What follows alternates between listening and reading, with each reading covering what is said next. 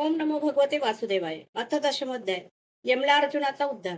राजाने विचारले, भगवान, आपण मला हे सांगा की नलकुबर आणि मणिग्रीव यांना शाप का मिळाला? त्यांनी असे कोणते निंद्य कर्म केले होते की ज्यामुळे देवर्षींनाही क्रोध आला होता? श्री शुकाचार्य म्हणाले, नलकुबर आणि मणिग्रीव हे दोघे कुबेराचे पुत्र होते.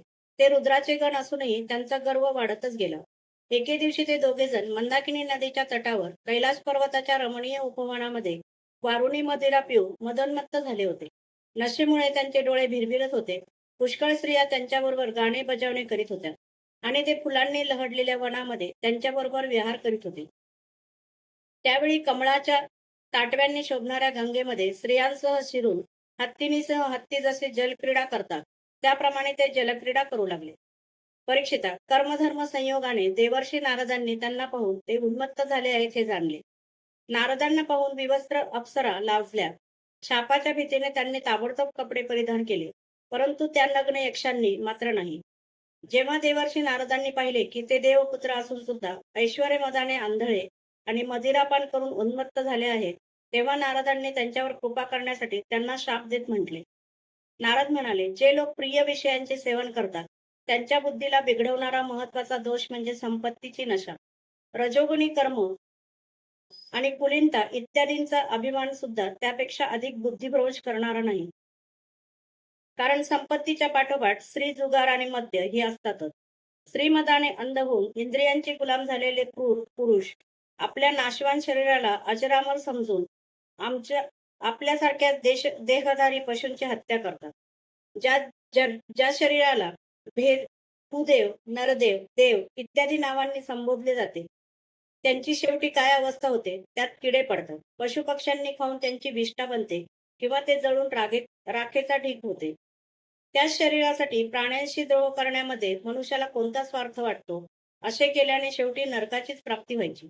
हे शरीर कोणाची संपत्ती आहे ते सांगा तर खरे. अन्न देऊन पालन पोषण करणाऱ्यांचे आहे की गर्भाधान करणाऱ्या पित्याची? हे शरीर त्याला 9 महिने पोटात बाळगणाऱ्या मातेचे आहे की तिच्याही आईवडिलांचे? जो बलवान पुरुष बळजबरीने याच्याकडून काम करून घेतो त्याचे की पैसे देऊन खरेदी करणाऱ्याचे? हे जाळणाऱ्या आगीचे आहे की त्याला खाऊ इच्छिणाऱ्या कोल्ह्या कुत्र्यांचे? हे शरीर प्रकृतीपासून उत्पन्न होऊन तीमध्ये सामावून जाणारी एक सामान्य वस्तू आहे. अशा स्थितीत मूर्खाशिवाय दुसऱ्या कोणी बुद्धिमान मनुष्याला आपला आत्मा मानून त्याच्यासाठी दुसऱ्यांचे प्राण घेईल. जो उन्मत्त श्रीमदाने अंधळा झालेला आहे त्याला दृष्टी येण्यासाठी दारिद्र्य हे सर्वात प्रभावी अंजन आहे. कारण दरिद्री मनुष्यच इतरांना आपल्यासारखे मानतो. ज्याच्या शरीराला एखादा काटा टोचलेला असतो तो कोणत्याही प्राण्याला असा काटा टोचू नये असे मानतो. कारण आपल्याला झालेल्या पीडेवरून दुसऱ्या जीवाला सुद्धा असे दुःख होते हे त्याला कळते. परंतु ज्याला कधी काटा टोचलाच नाही तो त्या दुःखाची काय कल्पना करणार? दरिद्राला गर्व असत नाही. सर्व प्रकारच्या मदांपासून तो दूर असतो.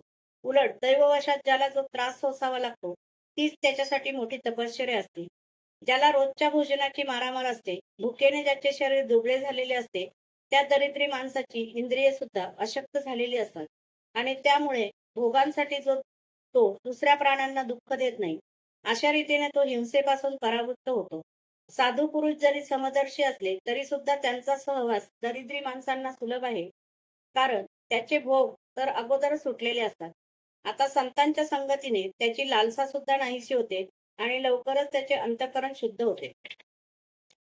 ज्या महात्म्यांच्या चित्तामध्ये सर्वांबद्दल समभाव आहे, जो फक्त भगवंतांच्या चरणीच लीन असतात, त्यांना दुर्गुणांची खाण असणाऱ्या आणि धनाच्या मदाने उन्मत्त झालेल्या दुष्टांशी काय कर्तव्य आहे? त्यांची उपेक्षा करणे योग्य.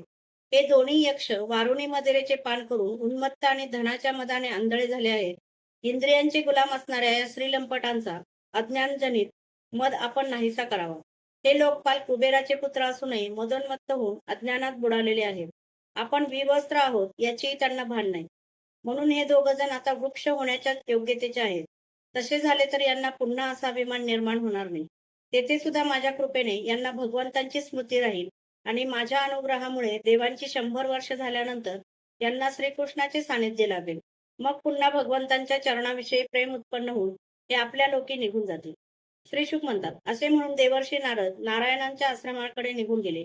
नलकुबेर आणि मणिग्रीव हे दोघे एकाच वेळी अर्जुन वृक्ष होऊन यमलार्जुन नावाने प्रसिद्ध झाले. आपल्या परमभक्त देवर्षी नारदांचे वचन सत्य करण्यासाठी श्रीकृष्ण हळूहळू उखळ ओढीत जेथे यमलार्जुन वृक्ष होते तिकडे जाऊ लागले. भगवंतांनी विचार केला की देवर्षी नारद मला अत्यंत प्रिय आहेत आणि हे दोघे जण सुद्धा माझा भक्त कुबेर यांचे पुत्र आहेत.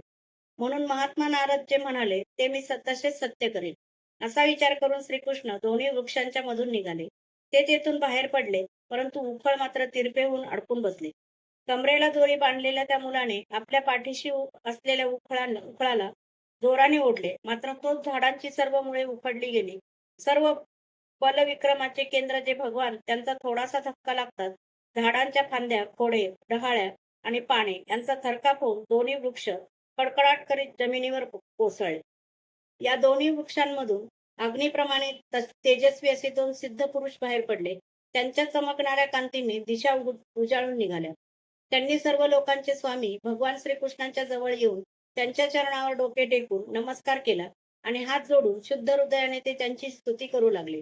ते म्हणाले, हे महायोगेश्वर श्रीकृष्ण, आपण प्रकृतीच्या पलीकडील पुरुषोत्तम आहात. हे व्यक्त आणि अव्यक्त संपूर्ण विश्व आपलेच रूप आहे असे वेदवत्ते जाणतात. आपण सर्व प्राण्यांचे शरीर, प्राण, अंतःकरण आणि इंद्रियांचे स्वामी आहात. आपणच सर्व शक्तिमान, काल, सर्व व्यापक तसेच अविनाशी ईश्वर आहात. आपणच महतत्व आणि सत्वगुण, रजोगुण व तमोगुण रूप प्रकृती, सूक्ष्म प्रकृती आहात. आपणच समस्त स्थूल आणि सूक्ष्म शरीराची कर्मे, भाव, धर्म आणि सत्तेला जाणणारे सर्वांचे साक्षी परमात्मा आहात.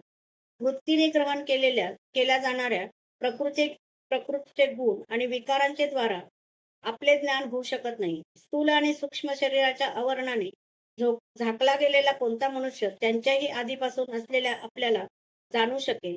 सर्व प्रपंचांच्या निर्मात्या त्या त्या तुम्हा भगवान वासुदेवांना आम्ही नमस्कार करीत आहोत. हे प्रभो, आपल्याद्वारा प्रकाशित होणाऱ्या गुणांनी ज्यांनी आपले महात्म्य लपवून ठेवले आहे त्या परब्रह्म स्वरूपाला आम्ही नमस्कार करीत आहोत. आपण प्राकृत शरीर रहित आहात तरी सुद्धा जेव्हा आपण असे असामान्य पराक्रम प्रगट करीत असता की जे शरीर धारण करणाऱ्यांना अशक्य आहे आणि त्यांच्यामुळे त्या शरीरामध्ये आपला अवतार आहे हे लक्षात येते.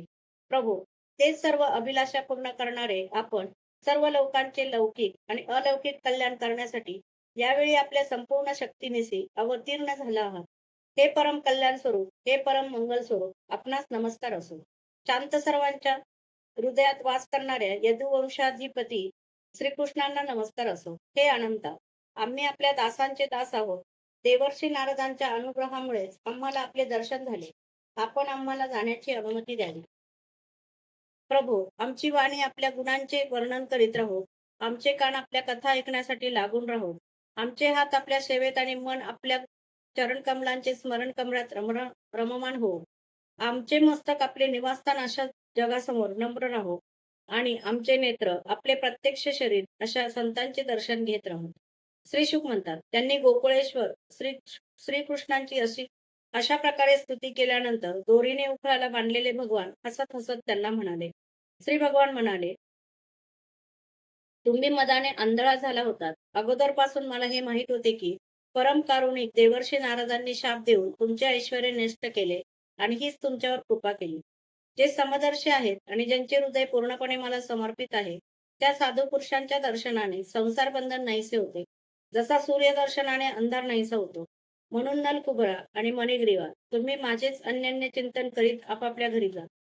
जी तुमच्यासाठी कल्याणकारी आहे त्या तुम्हाला इष्ट असलेल्या व संसार चक्रातून सोडविणाऱ्या अन्योन्य भक्तीची प्राप्ती तुम्हाला झालेली आहे.